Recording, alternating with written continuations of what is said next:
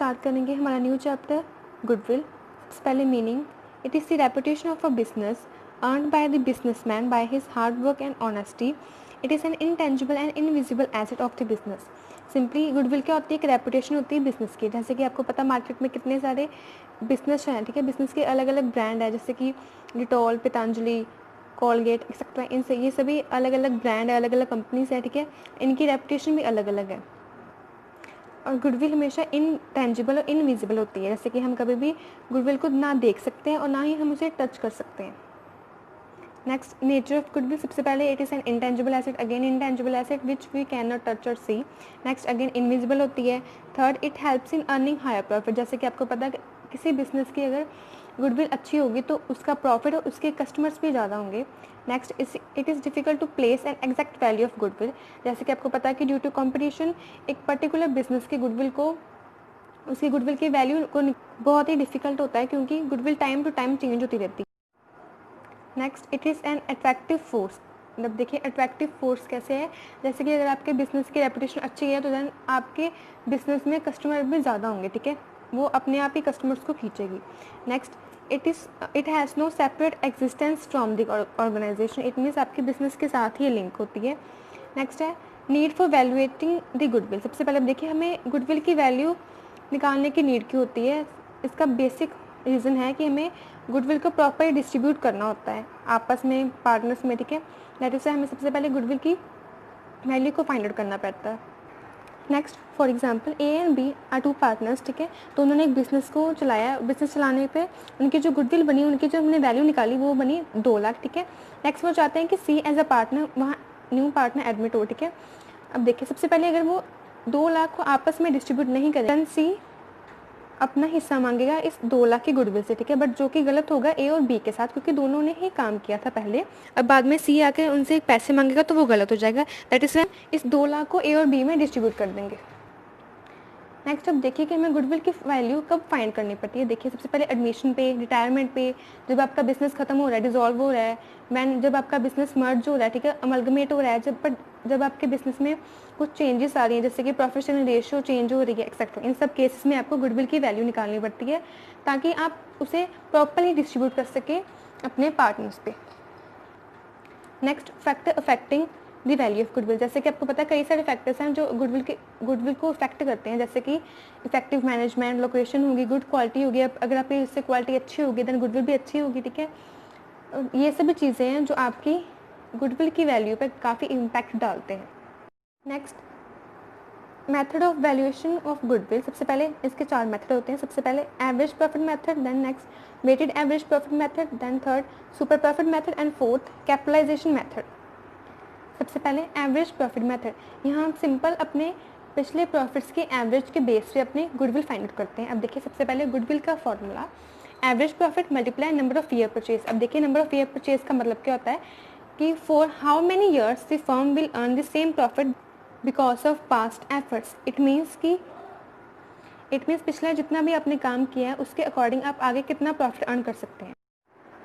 अब देखिए average profit, इसके लिए सबसे पहले आपको चाहिए अपने पिछले कुछ सालों के प्रॉफिट्स, ताकि जिसके अकॉर्डिंग आप उसकी एवरेज ले सकें। सबसे पहले इसका formula normal profit divide by number of years. अब देखिए सबसे पहले हम नॉर्मल प्रॉफिट कैसे फाइंड आउट कर सकते हैं। जैसे कि कभी कभी क्या होता है आपके पिछले सालों के जो प्रॉफिट हैं उनमें कुछ अबनॉर्मल आइटम्स हैं, वो उनके इफेक्ट इंक्लूड होते हैं। हमें सबसे पहले जब भी हम एवरेज लेते हैं किसी प्रॉफिट की, तब हम सबसे पहले उस नॉर्मल प्रॉफिट में जो जितने भी अबनॉर्मल आइटम्स की जो इफेक्ट है उनको रिवर्स करना होता है। अब देखिए सबसे पहले प्रॉफिट फॉर द ईयर जो आपको गिवन होगा, ठीक, अगर उसमें कोई अबनॉर्मल लॉस माइनस हुआ है तो हम क्या करेंगे, उसको ऐड कर देंगे।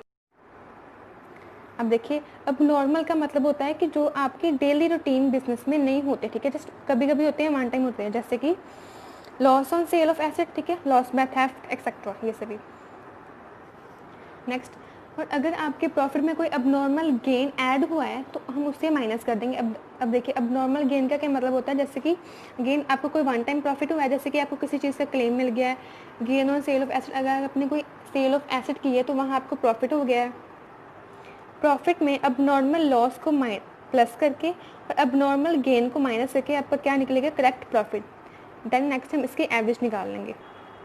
For example, X purchased Y's business from 1st of Jan 2017. The profits disclosed by Y's business for the last 3 years were as follows. For 2014, the profit 50,000, including an abnormal gain of rupee 8,000. Next, 2015, rupee 60,000 after charging an abnormal loss of rupee 12,000. Next, 2016, rupee 55,000, excluding rupee 7,000 as insurance premium of firm's property now insured. Calculate the value of firm's goodwill on the basis of 2-year purchase of average normal profit for last 3 years. अब देखिए, सबसे पहले हम find out करेंगे इसका correct profit. सबसे पहले profit for 2014 जो कि आपको गिवन था रupee 50,000, उसमें आपको बोला था कि including an abnormal gain, means तब आपको 2014 में आपको एक प्रॉफिट हुआ था जिसकी अमाउंट क्या थी 8,000. अब देखिए, अब नॉर्मल का मतलब होता है जो आपको डेली बेसिस पर नहीं होते. दैट इज़ वाई हम जब एवरेज लेते हैं ना, तब हम जितनी भी अब नॉर्मल चीज़ें होती हैं उनको साइड में करके सिंपल एक नॉर्मल प्रॉफिट लेते हैं ताकि हम सिंपल उसके एवरेज निकाल सकें. अब देखिए, ये जो अब नॉर्मल गेन है इसको हम क्या करेंगे माइनस. ठीक है, इस क्योंकि पहले ये ऐड हुआ था, अब हम इसके इफेक्ट को रिवर्स करने के लिए इसको माइनस करेंगे. माइनस करने के बाद हमारा प्रॉफिट कितना आ रहा है 42,000. नेक्स्ट प्रॉफिट फॉर 2015 रुपी 60,000. इसमें आपको बोला था कि आपको एक लॉस हुआ है अब नॉर्मल रुपी 12,000 का. इसे हम क्या करेंगे प्लस, क्योंकि पहले माइनस हुआ था. इसे प्लस करने के बाद हमारा प्रॉफिट आ रहा है 72,000. नेक्स्ट आपको बोला था 2016 में रुपी 55,000 है आपका प्रॉफिट, जिसमें आपको 7,000 की आपकी जो इंश्योरेंस प्रीमियम है अपनी फर्म की वो आपको पे करनी है. अब देखिए, यहाँ हमने 55,000 में 7,000 को माइनस कर दिया.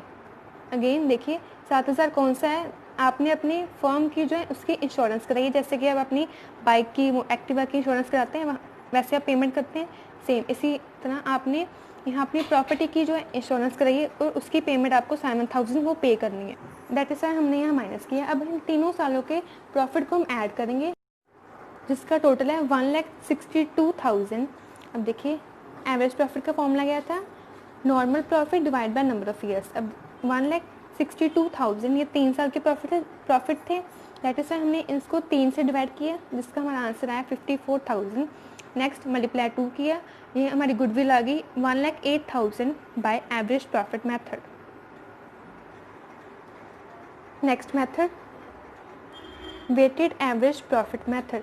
यहाँ सिंपली आपको अपने प्रॉफिट को वेट से मल्टीप्लाई करना होता है. ठीक है, यहाँ वेट का मतलब क्या होता है कि आपकी प्रेफरेंस. ठीक है, आप किस प्रॉफिट को सबसे पहले प्रेफर करते हैं.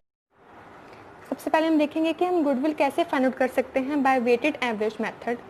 सबसे पहले वेटेड एवरेज प्रॉफिट को मल्टीप्लाई करना होगा नंबर ऑफ ईयर परचेज से. अब देखिए, वेटेड एवरेज प्रॉफिट कैसे निकलता है, total weighted profit divide by total of weights. ठीक है, अब देखिए ये एग्जांपल जिसमें आपको पिछले 5 सालों के प्रॉफिट्स गिवन है फ्रॉम 2012 से लेकर 2016 तक.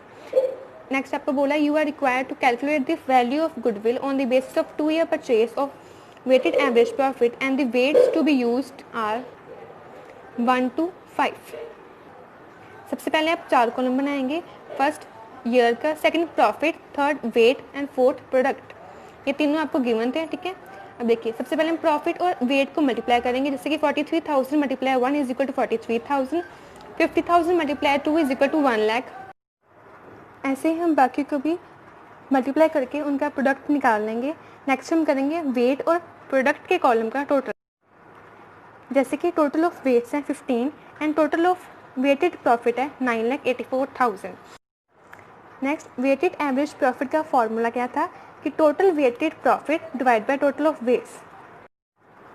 जैसे कि यहाँ टोटल वेटेड प्रॉफिट कितना है 9,84,000 और टोटल वेट्स कितने 15, दोनों को डिवाइड करेंगे जो कि है हमारा 65,600. इसको मल्टीप्लाई करेंगे 2 के साथ, ये है 1,31,200 हमारी goodwill by weighted average profit. Next हम देखेंगे सुपर प्रॉफिट मेथड. यहाँ सिंपली हम सबसे पहले फाइंड आउट करते हैं कि एक पर्टिकुलर बिजनेस, एक पर्टिकुलर फर्म को एक्स्ट्रा प्रॉफिट कितना आ रहा है. उस एक्स्ट्रा प्रॉफिट के बेस पे हम उसकी गुडविल को फाइंड आउट करते हैं. सबसे पहले गुडविल का formula super profit multiply number of year purchase. अब देखिए सुपर प्रॉफिट कैसे निकाल सकते हैं हम, actual profit minus normal profit. अब देखिए नॉर्मल प्रॉफिट कौन सा होता है, a profit which a firm could easily earn, और एक्चुअल प्रॉफिट कौन सा होता है जो आपको असल में हुआ है, ठीक है। नेक्स्ट नॉर्मल प्रॉफिट का फॉर्मूला क्या होता है, capital employed multiply normal rate of return divide by 100। अब देखिए कैपिटल एम्प्लॉयड का मतलब क्या होता है कि जितनी आपने कैपिटल इन्वेस्ट की है और नॉर्मल रेट जितना आपकी पर्टिकुलर मार्केट में रेट चल रहा है। अब देखिए फॉर एग्जांपल जैसे कि एक्स एक बिजनेसमैन है, उसने एक होलसेल मार्केट में पता किया है जिसका रेट का चल रहा है 20%। 20% का मतलब होता है कि वहाँ का कोई भी बिजनेस स्टार्ट करे तो वो मिनिमम 20% तो अर्न करेगा। ये उस पर्टिकुलर मार्केट का नॉर्मल और मिनिमम रेट है, ठीक है। इट मीन्स अगर एक्स वहाँ 2 लाख लगाए, ठीक है, अपनी कैपिटल, इट मीन्स वो कितना अर्न कर सकता है, मिनिमम 40,000, ठीक है। अब देखिए जैसे कि एक्स ने यहाँ 2 लाख लगाए, 1 साल बिजनेस चलने के बाद उससे एक्चुअल में प्रॉफिट कितना हुआ, 60,000। अब हम देखेंगे कि उससे एक्स्ट्रा प्रॉफिट कितना हुआ, एक्स्ट्रा कितना हुआ से 20,000, 60 माइनस 40 20,000। ये क्या है उसका सुपर प्रॉफिट।